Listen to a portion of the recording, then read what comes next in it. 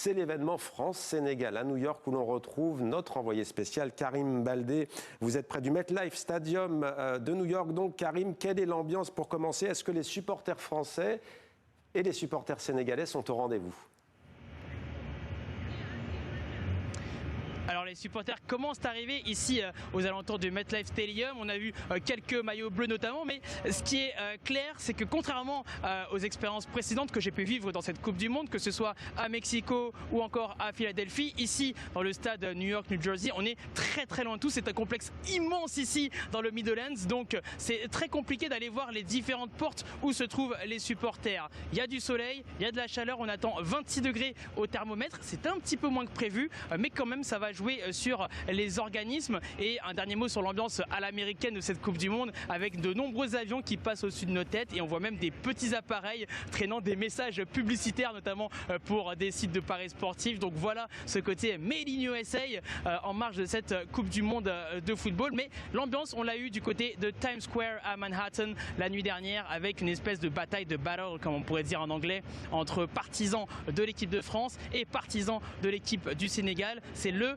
point central qui permet de mesurer la température finalement avant chaque match de la Coupe du Monde ici dans la Grande Pomme.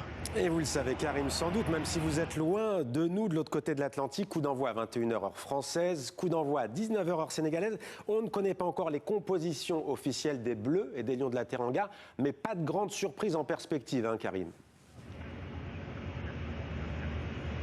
Effectivement, du côté de l'équipe de France, il y a des certitudes, notamment sur le plan offensif, avec un quatuor que le monde entier nous envie. Kylian Mbappé, bien sûr, la méga star du Real Madrid, Ousmane Dembélé, le Ballon d'Or, Désiré Doué qui sera sans doute aligné, lui qui a gagné donc les 2 dernières Ligue des Champions avec le Paris Saint-Germain, tout comme Dembélé, et puis le prodige Michael Olise du Bayern Munich au milieu de terrain, Rabiot, Tchouaméni du classique. Les incertitudes, ou plutôt les inquiétudes, se trouvent plutôt dans l'arrière-garde française.